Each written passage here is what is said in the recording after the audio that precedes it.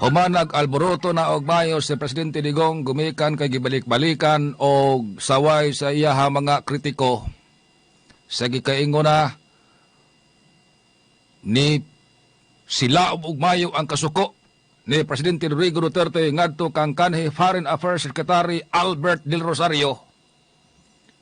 Gumikan ka si Del Rosario nagsigig panaway ngadtong Presidente Digong kung nganong padayong nagpakairo sa China ug nganong wa gi-enforce ang order sa UN Arbitral Tribunal aron bawion ang teritoryo sa Pilipinas nga giilog na sa China. Tungod sa grabing kasuko ni Digong, iyang giingnan si Del Rosario, ikaw Albert, magkit-anti ka lang, buanga ka, sukmagunti ka. Straight to the point. Gawas kang Del Rosario, apil siyang gikasukan si retired Supreme Court Associate Justice Antonio Carpio. Kasi Carpio niingon, tanawa, traidor sa Pilipinas. Nisaan sa kampanya nga panalipdan ang West Philippine Sea. Karon, mabudiyon, bakakon, ug senato pa nga pagkaistorya. Naglagot usab si Digong nganong balik-balikan siya saway ni Carpio ug iyang giinas Carpio. Carpio, pareha man tang abogado. Unsa man, gusto ka debate ta? Debate ta sa West Philippine Sea. Kay dula ko'y mga pangutana diha nimo. Kung nganong inyo lang ipasagdan ang China nga mo-occupy sa teritoryo sa Pilipinas. Straight to the point. Ato ang kutloon ang pamahayag ni Presidente Rodrigo Duterte, ha? Kanus aman niya gisulti? Karon lang si manahan niya gisulti ni Presidente Digong. Kining iyahang pagpanghagit og debate ngadto kang Carpio. Ingon ani ang istorya. Ako ang pugniton ang mga pulong nga gigamit ni Presidente Rodrigo Duterte. Matod Pandigong, pareho naman tayong abogado. Gusto mo? Magdebate tayo? Dalawa, tatlong tanong lang ako. Sino ang nagpa-retreat? At anong ginawa ninyo after sa retreat? Ngayon, kung ako ay nagsisinunggaling, mag-resign ako. Bukas kaagad! Yan ang garantiya ko sa inyo. Straight to the point. Atong binisayon. Iyang giingnan ni Presidente Digong si Carpio. Parehas man tang abogado. O sa imong gusto, di ba kita? Duha o tulo lang kapangutana. Kinsa ang nagpa-retreat? Og unsay inyong gihimo human sa pag-retreat? Karon, kung ako namakak og madayon, mo resign ko. Kana, panaan ko na. Tubag ni retired Supreme Court Associate Justice Antonio Carpio. Matod pang Carpio. President Duterte should now resign immediately to keep his word of honor. I state under oath that I was never involved in a decision to withdraw Philippine Navy ships from the West Philippine Sea during the 2012 Scarborough standoff. I will gladly accept the challenge anytime at the President's convenience. Straight to the point. Atong binisayon, matod pang retired Supreme Court Associate Justice Antonio Carpio. Karon dayon, kinahanglan mo resign na si Presidente Rodrigo Duterte aron iyahang tumanon ang iyahang gisulti. Aron duna siya gitawag og word of honor. Ako, musulti, pinanumpaan nga wa ko na apil sa desisyon sa pagpa-withdraw sa Philippine Navy nga mga barko dinha sa West Philippine Sea panahon sa 2012 Scarborough standoff. Og malipayon akong gidawat ang hagit ni Presidente Rodrigo Duterte. Bisan unsang orasa! Bisan unsang orasa sa gusto sa Presidente. Matod pang Carpio.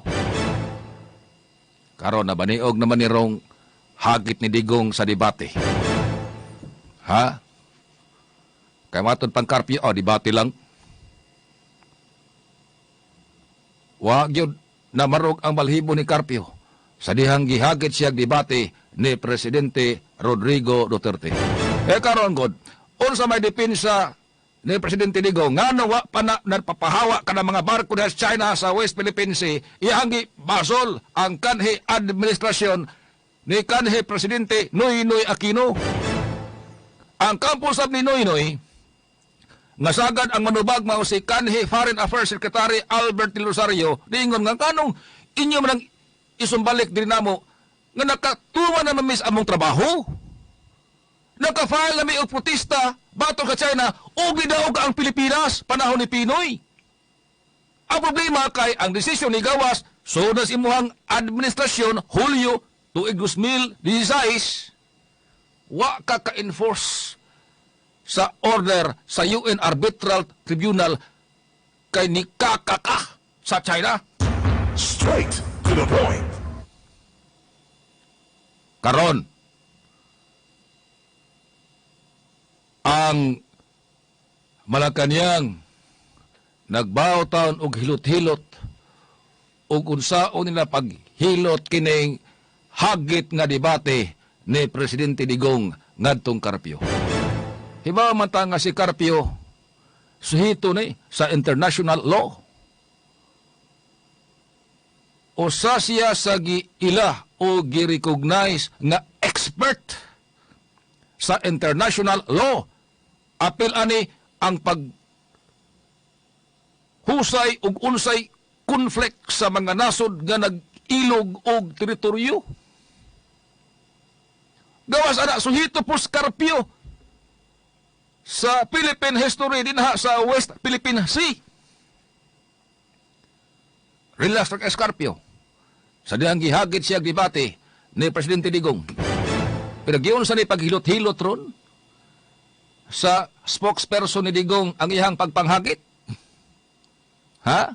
Beato asang pugniton ang kamahayag siyahang turutot nga si Attorney Harry Roque. Matod pang Roque. Karon nga adlaw niya gisulti.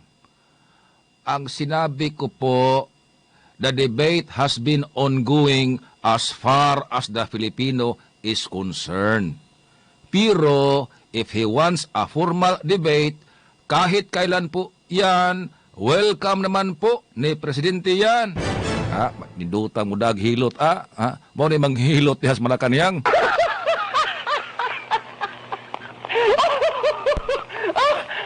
Atong binisayon.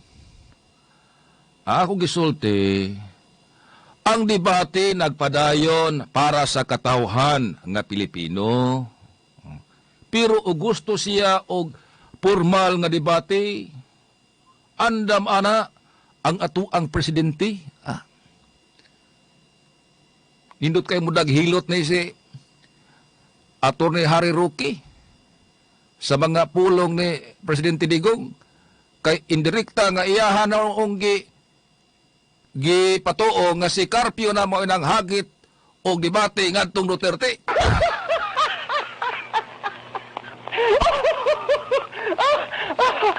O kantong pag-ingon ni Presidente Rodrigo Duterte nga, Carpio, debate ta.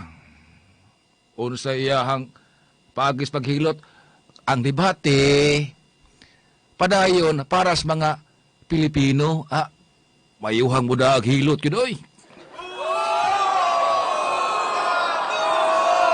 Og manghilot pa ni makasama si Roque sa ato ang lawas. Suhi siguro ni siya, unya dali kay makaayo og piang. Correct ka dyan.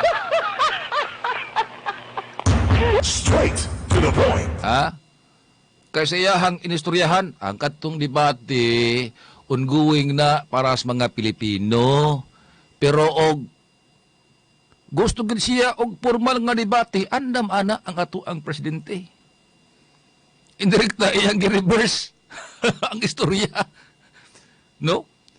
Okay, mga sabtunog mayo, ang kamahayag ni Roque, mura na hinoon og iyang ipatuo nga anang hagit, dili si Duterte, anang hagit og debate, mao si Carpio, nang hagit og debate, ngadtong Presidente Digong.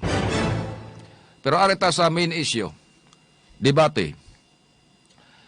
Nipadayag na og kaandam ang Philippine Bar Association nga mo'y mo host sa debate kana og tinud-on ni Presidente Digong ang iyahang pagpanghagit og debate ngadto kang Justice Antonio Carpio.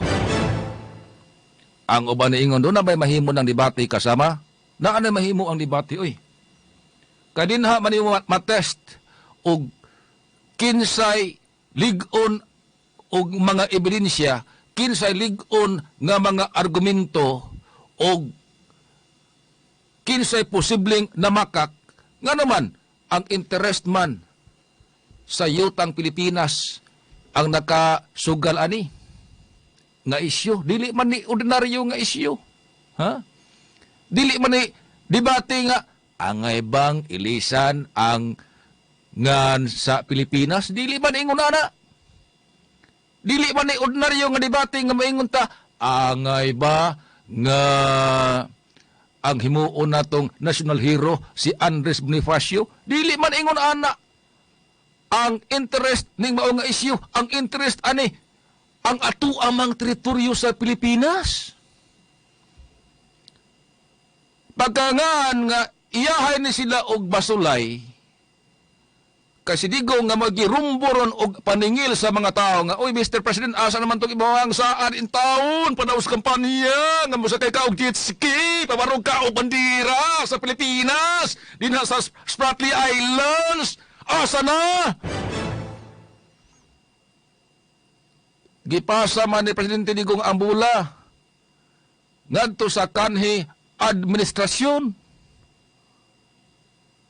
Nga matod pa niya nga nung ako may pakasadun. Nga nung taon.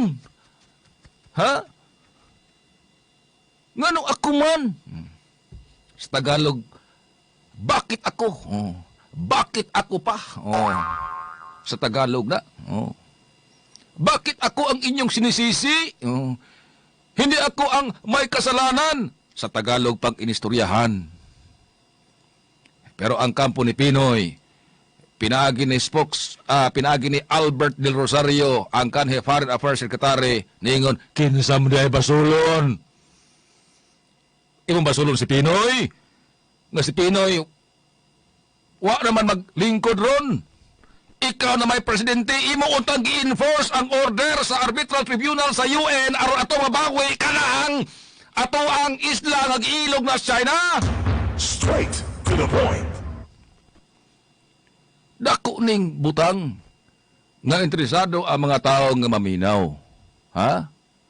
Ang problema lang sa debate o pananglitan si Presidente Digong, dili kayo equip sa igo nga mga ebidensya o mga argumento para panalipdan ang ihang stand nga dili siya mao'y angeng basulon sa isyu sa West Philippine Sea apan si Pinoy mao'y angeng basulon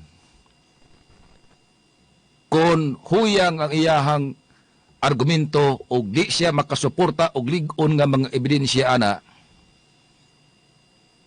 Di man na samas istorya nga pwede niya lang daogon og balikas. Ha? Tingali, og wala sila ang mahimo, mag-ifyo-ifyo siya, mag-PI-PI siya, pakpakbod ang iyahang mga supporters. Oh, ing-ingon ni, di ko PI! Curfew! PI ka! Curfew! Ifyo! Pinoy! PI! Oh, ato walang himuan og akronym. Pakpak siguro, iya mga supporters ana. Pero ang mga intellectuals, mamina magina og saktong isyu. Ha? Kadtong mga tao nga gusto og unod gyud. Dili lang sabaw. Ang unod gyud sa istorya maoy gusto. Interesado man ana. Ha? Karon og debate kaya ka ni Digong nga dibateho na si Carpio og debate siguro tinambay okay ra, no? Kaya usahay ang style aning debate sa tambay sinapaway mag-istorya, di magkasulting usa sa pawan dayon kay aron dili makapadayon sa argument, dili ra ba ingon ana? Og ang formal nga debate do nagisakto nga moderator, di ka pwedeng mosapa og turno pa sa imong kontra ang pagsulti. Unya, human ka musulti, pangutan-ong kasi imong kontra. Ang problema og di madaog PI lang. Di pa na madaog ipiu lang. Ang mahitabo si Mako og lupigon si Digong sa debate, natural, ang mga diehard kanyang supporters, di ginamoangkon nga lupig. Abibag yun siguro ng maayo. Correct ka dyan. Daog ang mga manok. Daog yun, lupig si Carpio, daog ang mga manok. Ana siguro yun. Pero kadto mga open-minded, gisan pa ang mga diehard gid nga mga DDS, may nga mga, wa madaganan ato ang manok, oy. Ha? Na-expose na mahinuon ang pagpamutbot, ani? Correct ka dyan. Straight to the point. Kapiligrog maingon, ana? Ha? Ang gihimo rong Presidente Rodrigo Duterte, no? Naisama siya makasama sa usa ka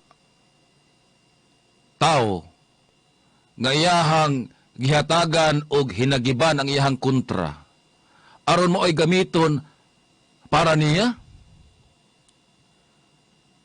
Si Duterte mura o naghatag og gapos ngadto kang Antonio Carpio aron mo igapos mismo sa lawas ni Presidente Rodrigo Duterte.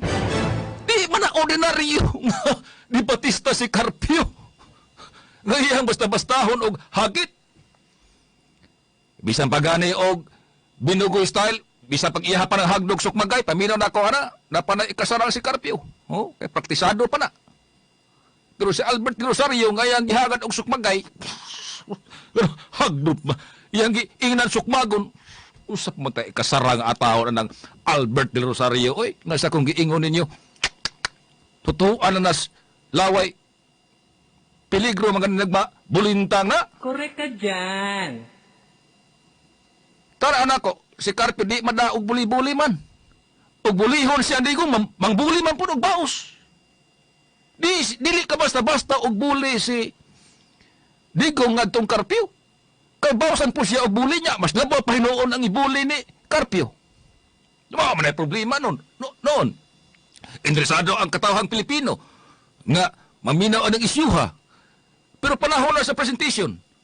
Magtapok na ang mga diehard kay nga mga DDS. Mingon ko nga mga diehard kay nga mga DDS ha, kay ang ubaron nga mga DDS murag hinahina naman og atras ning uban. Hasta ni ubang mga kalyado ganin Digong, hinahina na magpika niya. Si Montulfo, si Freddy Aguilar, o karon Manny Pacquiao. Ha? Kana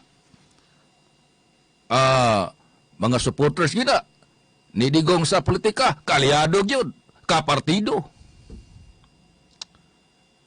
Now, pananglitan og madayon ang debate. Tingali kitang katawhang Pilipino, okay lang tingali og tao na to. Ay, nakanaman yun, Presidente Duterte! Nang lipaghaw si Carpio! Wah, katubag! Mo na Carpio! Sige, sukol pa! Kananindot tingali kaya na, paminaw no? Kay, si Carpio, na may posisyon sa gobyerno. Usan naman lang kasibilyan, ang gisaligan lang ni Carpio kay retired Supreme Court Associate Justice siya. Ang gisaligan lang ni Carpio, kanhi siya Senior Associate Justice sa Supreme Court. Ang gisaligan lang ni Carpio ron, nga wa pagipon tayo ang iyang utok sa international law. Ang siligan lang ni Carpio ron nga, umahis ko taog historya ng Spratly Islands, wa pa lumut-lumuti ang utok anang Carpio. Makahisgot ta. Bisan pag magpiyong si Carpio. Kahisgot ta sa history diha sa Spratly Islands. Umaghisgot ta og epekto sa balaod. Unsa effect sa order sa UN Arbitral Tribunal nga naghatag og katungod sa Pilipinas nga ato na ang part sa Spratly nga giilog sa China. Kasitar og balaod ana si Carpio kay bao siya unsay laing pamaagi pag-enforce ana gawas sa giingon ni Duterte nga dugoon o gira. Kay Paus Carpio nga gawas sa gira doon na pay laing remedy nga angang buhaton ang ato ang presidente kung doon na political will ang ato ang presidente nga panalipdan ang ato ang soberenya. Now, karon iya hamang kitistingan si Carpio. Sige kaingon nako. Si Presidente Digong mura siya og tao. Ngayang hatagan og PC ang iyang kontra og iyang giingnan unsa man. Gapuson ko nimo hasi, gapuson ko ni PC. Magapos na hinuon siya ana ron. Karon unsa naman no? Kining kinirong istorya ni Rocky nagparamdam na ni. Ha nga usaon naman po na nato ani Mr. President. Uy, paghilot-hilot ani kalisod ba ani? Nalhag ng paminan nako sila ran duha. Wata kay bao, sila ran duha nag-istorya. Ni anak tingali si Rocky nga tong Presidente Digong, ikaw sa no, Mr. President. No, yawit na yung kanang debate. Kausaon, ako na noon na problema, ani. Correct ka dyan. Pero, og sa debate, tanaw na to, magkaladlag yun og saktong ibrin siya sa Presidente Rodrigo Duterte, pakpak yung mga Pilipino, ana. Ha? Hasta tingali yung mga dilawan, apil ko pakpak tingali, no? Unya, o sa may mawagta ni Carpio og malupig sa debate. Nabay mawa niya, mas may mawa niya. Nga, dili man siya public official. Di man siya public official. Pero og si Digong, igtanaw sa mga intellectuals, malupig sa debate. Siya, nga mao'y pinagkataas nga leader sa Pilipinas, katauan siya. Gawas ng katauan pod ang atuang Pilipinas. Nga naunsa na ning inyuhang presidente deha? Ha? Naunsa na na? Doon ay giingon ba? No? Doon ay giingos panutihon. Bye. Ikaw no, taas kay kagarbo. Ayaw iunay na og parok ang imong agtang ngadto sa pader. Straight to the point. O gusto ka nga imuha ng lukahon ang pader, pangita og pamaagi, ayaw gamita ka ng imuhang o pagparok ngadto sa pader kay sigurado gyud ang imuhang o mao'y mabuak. Straight to the point. Pamaora po ni aning istorya haron, siya nang hagit ngadtong Carpio. Karon, og tinud-on ning Presidente Digong, unsa kay epekto ani? Sige kaingon na nako, og si Carpio mo ay malupig si debate. Wa man kay epek na. Ha? Nabago epek, usa mo epekto kuno ana. Hinoon ma-convince ang mga Pilipino nga sakto gid as Presidente Rodrigo Duterte, oy suso si Pinoy, ikaning yung upawagin magito nagkaingon. Baka na tingali.